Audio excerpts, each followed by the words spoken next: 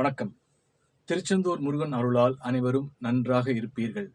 இன்னைக்கு பார்க்க போறது முக்கியமான ஒரு தலைப்பு. தமிழ்நாட்டிற்கு 2026 யார் அடுத்த முதல்வர்? டிஸ்க்ளைமர் நான் முதலே சொல்லிடுறேன். நான் எந்த கட்சிக்கும் சப்போர்ட்டாக ஆதரவாகவும் பேசல. அதாவது ஆருடத்தின் அடிப்படையில், ஜோதிடத்தின் அடிப்படையில் தான் நான் பேசுறேன். ஸோ எந்த கட்சியிலையும் நான் ஆதரவாகவோ, நான் எந்த கட்சியிலையும் நான் பொறுப்புலையும் இல்லை. முதல்ல அதனால நான் ஒரு ஆர்எஸ்எஸ், பிஜேபி அப்படிங்கிற மாதிரி முத்திரை குத்தாம ஒரு பொதுவான ஒரு விஷயத்த சொல்லணும் தான் என்னுடைய இந்த பதிவோட நோக்கமே. இப்ப பாத்தீங்கன்னா திமுக, அதிமுக, நாம் தமிழர் மற்றும் பாஜக, மிக முக்கியமாக தமிழக வெற்றி கழகம் விஜய் அவர்கள் போட்டியிடுறாங்க 2026ஆம் ஆண்டு. திமுக என்ன சொல்றாங்க, 200 தொகுதிகளை வெல்வோம் அப்படிங்கிறாங்க. அதே மாதிரி அதிமுகவும் பயங்கர களமாக இருக்கிறார்கள். இப்போ பாஜக, இப்போ அதே மாதிரி விஜய் அவர்கள் ரொம்ப கட்சி பணி மற்றும் இப்ப சமீபத்தில் நடந்த மாநாடு போன்ற விஷயங்கள் கண்டிப்பாக ஒரு பெரிய ஒரு கேம் பிளே பண்ணுவாரு அப்படின்னு சொல்லி பேசிக்கிட்டு இருக்காங்க. அதாவது நான் என்ன சொல்ல வரேன் அப்படின்னா, நான் சொல்ல போறது ஒரு புதிய தகவலா இருக்கும். எப்படி விமானத்தை கண்டுபிடிச்ச ரைட் பிரதர்ஸ் அன்னைக்கு விமானத்துல நம்ம பறந்து போகலாம் அப்படின்னு சொல்லும் போது இதெல்லாம் சாத்தியமே இல்லை அப்படின்னு சொல்லி அவங்கள பல பேர் கிண்டல் பண்ணாங்க, பைத்தியக்காரர்கள்னு சொன்னாங்க. ஆனா அதற்கு பிறகு இன்று விமானத்தில் பல நாடுகளுக்கு பறந்து கொண்டு இருக்கிறார்கள். அதே போல தொலைபேசி, இப்ப கைபேசி வந்துருச்சு. அப்போ வராத காலகட்டத்துல பாத்தீங்கன்னா, இப்போ கண்டுபிடித்தவர் இது சொல்லியிருந்தாருன்னா அவரை பைத்தியக்காரர்னு சொல்லியிருப்பாங்க. ஆனா இன்னைக்கு பாத்தீங்கன்னா நம்ம பாத்தீங்கன்னா ஒரு 20 ஆண்டுகளுக்கு முன்னாடி இப்ப நம்ம பாண்டிச்சேரிக்கு பேசணும்னா கூட எஸ்டிடி போட்டு தான் நம்ம பேசுவோம். ஆனா இன்னைக்கு அப்படியா இல்லையே, வெளிநாட்டுக்கே நம்ம வாட்ஸ்அப் கால் ஃப்ரீயா பேசிக்கிட்டு இருக்கோம். அப்போ இதெல்லாம் எப்படி சாத்தியமாச்சு? முதல்ல சாத்தியமே இல்லைன்னு சொல்லியிருப்பாங்க. அது போலதான் நான் சொல்லக்கூடிய விஷயமும். அதே மாதிரி பாத்தீங்கன்னா பாஜகவை பற்றி நான் சொல்லணும். அவர்கள் ஏக்நாத் ஷிண்டே இப்போ சமீபமா பார்த்தா அவருக்கு எத்தனை பேருக்கும் தெரியும் தெரியல, அவர் ஒரு ஆட்டோ டிரைவராக இருந்தவர், ஒரு சாமானியராக இருந்தவர். ஆனால் மகாராஷ்டிராவிற்கு சீஃப் மினிஸ்டராக பதவி வகித்தவர் ஏக்நாத் ஷிண்டே. பிஜேபியில் இன்றும் அவர் துணை முதல்வர் பதவியை வகித்துக் கொண்டிருக்கிறார். அப்போ பாஜக பாத்தீங்கன்னா, இப்போ திமுக எடுத்துக்கிட்டீங்க அப்படின்ற போது உங்களுக்கு பெரிய பின்புலம் வேணும். உங்களுக்கு நீ கட்சியில இது பண்றதுக்கு ஒரு இப்போ எல்லாருமே ஒரு வாரிசு அரசியல், அது பொதுவா நான் பேசுறேன், வாரிசு அரசியல், ஒரு பின்புலம் வேணும். காங்கிரஸ் கட்சியில பாத்தீங்கன்னா இப்போ விஜய் வசந்த்குமார் அவர்களுடைய மகன் விஜய் வசந்த் எம்பியா இருக்காரு. அப்ப பெரிய பின்புலம் வேணும்.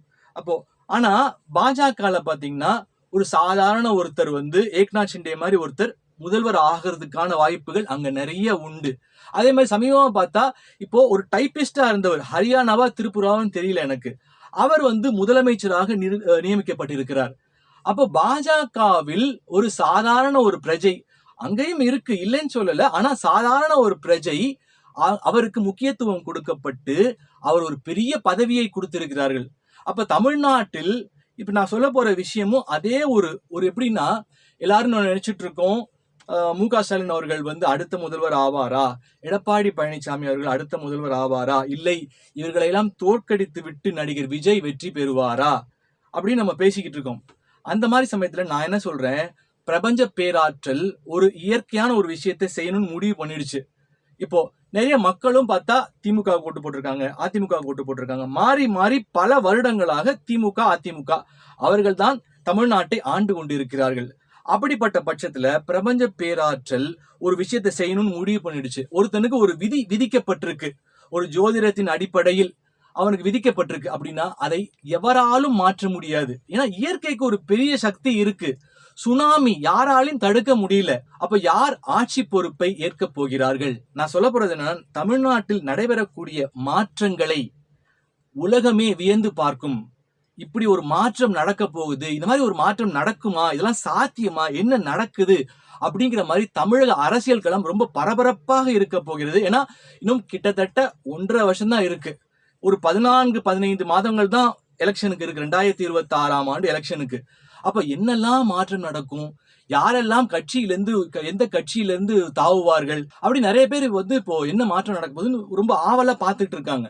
நான் என்ன சொல்ல வரேன், மு.க. ஸ்டாலின் அவர்கள் ஓகே, அவர் இப்போ ஆண்டு கொண்டிருக்கிறார். அவங்க அடுத்த வாட்டி கண்டிப்பா வருவோம்னு சொல்றாங்க. இப்போ அதே மாதிரி இப்ப பார்த்தா எடப்பாடி பழனிசாமி அவர்கள், அதே பாஜகவில் இப்போது அண்ணாமலை அவர்கள், நாம் தமிழர் சீமான். இப்போ நான் என்ன சொல்றேன், இவர்கள் வரமாட்டாங்க அப்படிலாம் நான் சொல்லல. யாருமே எதிர்பார்க்காத ஒரு புதிய நபர் பாஜகவில் இணைக்கப்பட்டு, தமிழ்நாடு பாஜகவில் ஒரு சாதாரண ஒரு பிரஜை, ஒரு மிடில் கிளாஸ்ல இருக்கக்கூடிய ஒரு நபர், அவர் பாஜகவில் இணைக்கப்பட்டு அவர்தான் அடுத்த ஆட்சிக்கும் அதிகாரத்திற்கும் வரப்போகிறார். இதெல்லாம் சாத்தியமா? சாத்தியமே இல்ல. பாஜகவெல்லாம் சாத்தியமே இல்லை அப்படின்னு பேசுவீங்க. ஓப்பனா சொல்லணும்னா பாஜக வளர்ந்திருக்கிறது, முன்பை விட பாஜக வளர்ந்திருக்கிறது. அப்ப எப்படி அந்த புதிய ஒரு அரசியல் களத்துல எப்படி அந்த இளைஞருக்கு சாத்தியம்னு கேட்கலாம். பாஜக வெற்றி பெறாத மாநிலங்கள் எதுன்னு பாத்தீங்கன்னா 2. ஒன்னு கேரளா, இன்னொன்னு தமிழ்நாடு. இந்த 2 மாநிலங்களை தவிர பாஜக நார்த் சைட்ல ஒரு பெரிய ஒரு வின் பண்ணியிருக்காங்க. அப்போ அந்த இளைஞர் பேர் என்ன அப்படின்னு நிறைய பேர் கேட்கலாம். அதாவது எனக்கு வந்த தகவல் மிக முக்கியமா பாத்தீங்கன்னா, அந்த இளைஞர் விரைவில் பாஜகவில் இணைக்கப்படுவார். அவர் மக்கள் மத்தியில் முதலில் பரபரப்பாக பேசப்படுவார், மிகுந்த புகழ் அடைவார். மக்கள் மத்தியில் மிகுந்த பரபரப்பாக பேசப்பட்டு மிகுந்த புகழ் அடைவார். மக்கள் அவரை ஏற்றுக்கொள்வார்கள். இவர் வந்தா நல்லா இருக்கும், மாத்தி மாத்தி போட்டுட்டோம், திமுக ஓட்டு போட்டுட்டோம், அதிமுக ஓட்டு போட்டுட்டோம், நாம இவருக்கே நம்ம போடக்கூடாது, இவருக்கு போட்டாதான் என்ன. ஏன்னா ஒரு சாதாரண ஒரு பிரஜை, ஒரு சாதாரண ஒரு குடிமகன், ஒரு மிடில் கிளாஸ். அப்போ வலி தெரிஞ்சவங்களுக்கு தான் அந்த மக்களுடைய வலி தெரியும், ஏழை மக்களின் வலியும் வேதனையும் தெரியும். அப்போ இந்த ஆள் வந்தாதான் என்ன, இவர் வந்தா நல்லா இருக்குமே, ஓட்டு போட்டுதான் பார்ப்போமே அப்படின்னு மக்களுடைய மனங்களை மாற்றக்கூடிய ஆற்றல் பிரபஞ்சம் நிகழ்த்த போகின்றது. அப்போ என்ன பார்த்து இதெல்லாம் நடக்காது, இதெல்லாம் சும்மா சொல்றாரு, ஏதோ இவருக்கு வேற வேலை இல்லை, இதெல்லாம் சாத்தியமே இல்லை, இவர் ஏதோ வளர்றாரு அப்படின்ற மாதிரி இருக்கலாம். அதாவது நான் சொல்லக்கூடிய தகவலை சொல்லிடுறேன், அதற்கு பிறகு நாம் நடப்பவற்றை எதிர்காலத்தில் வேடிக்கை பார்ப்போம். இப்ப பாத்தீங்கன்னா விஜயகாந்த் அவர்களுக்கு ஒரு மிகப்பெரிய ஒரு அரசியல் செல்வாக்கு இருந்தது. அவர் நினைச்சிருந்தா கண்டிப்பா முதல்வர் கூட ஆகியிருக்க முடியும். ஆனால் துரதிருஷ்டவசமாக அவருக்கு உடம்பு நிலை சரியில்லாததால், ஆரோக்கிய குறைபாடு வந்ததால் தொய்வு ஏற்பட்டது, அந்த கட்சிக்கு தொய்வு ஏற்பட்டது. அதனால அவர்கள் பின்னடைவு அடைந்தார்கள். இல்லை என்றால் விஜயகாந்த் அவர்களுக்கு மிகப்பெரிய ஒரு வாய்ப்பு, முதல்வர் ஆகக்கூடிய வாய்ப்பு கூட இருந்துச்சுன்னு தான் சொல்லுவேன். நிறைய பேர் என்ன நினைச்சிருப்பீங்க, ஓகே இவர் நடிகர் விஜய் தான் சொல்ல போறாரு, ஒரு புதிய ஒரு நபர் வரப்போறாரு அப்படின்னு. நான் எனக்கு எந்த காழ்ப்புணர்ச்சியும் கிடையாது.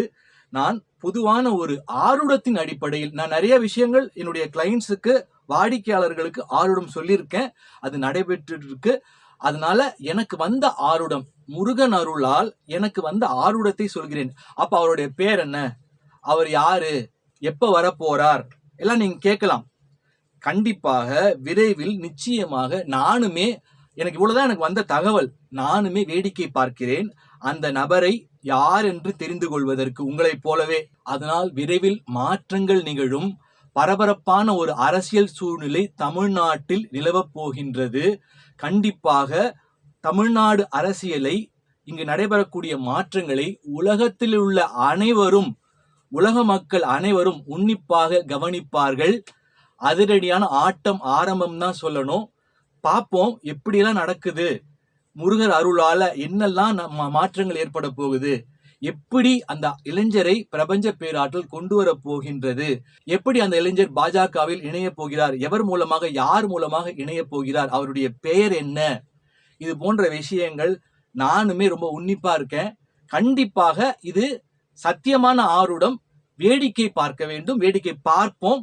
கண்டிப்பா நல்ல மாற்றங்கள் விரைவில் 2026ஆம் ஆண்டு தமிழ்நாட்டுல நடக்குது அப்படின்ற பட்சத்துல மிகுந்த என்ன சொல்றது, மக்கள் பயனடையக்கூடிய ஒரு விஷயங்கள் நடக்கும்போது நமக்கு சந்தோஷம்தான். அதனால எவருமே எதிர்பார்க்காத ஒரு புதிய ஒரு நபர், சராசரியான ஒரு சாதாரண குடிமகன் தான் அடுத்து தமிழ்நாட்டிற்கு ஆட்சிக்கும் அதிகார பொறுப்பையும் ஏற்க போகிறார். அது எப்படி சாத்தியப்பட போகிறது, பிரபஞ்ச பேராற்றல் எப்படி அந்த நிகழ்வுகளை, அந்த ஒரு ஸ்கிரீன் பிளேயை கொண்டு வர போகுது என்பதை பொறுத்திருந்து அனைவரும் வேடிக்கை பார்ப்போம். அதனால் எல்லாம் வல்ல இறைவனை வணங்கி, முருகன் அருளால் அனைத்து மாற்றங்களும் நல்லபடியாக நிகழட்டும் என்று சொல்லி இந்த வீடியோ பதிவை பலருக்கும் பகிருமாறு கேட்டுக்கொள்கிறேன். நன்றி, வணக்கம். மேலும் பல அபரிமிதங்களுடன் உங்களுக்கு ஆற்றலாகவும் நம்பிக்கை ஒளியாகவும் ஏஎல் சூர்யா. இந்த பதிவு உங்களுக்கு பிடித்திருக்கும் பட்சத்தில் இதனை உங்கள் நண்பர்களுக்கும் நல் உறவுகளுக்கும் பகிர்ந்து அவர்கள் வாழ்வை ஒளிரச் செய்து பிரபஞ்சத்தின் ஆசீர்வாதங்களை அபரிமிதங்களாக பெற்றுக் கொள்ளுங்கள்.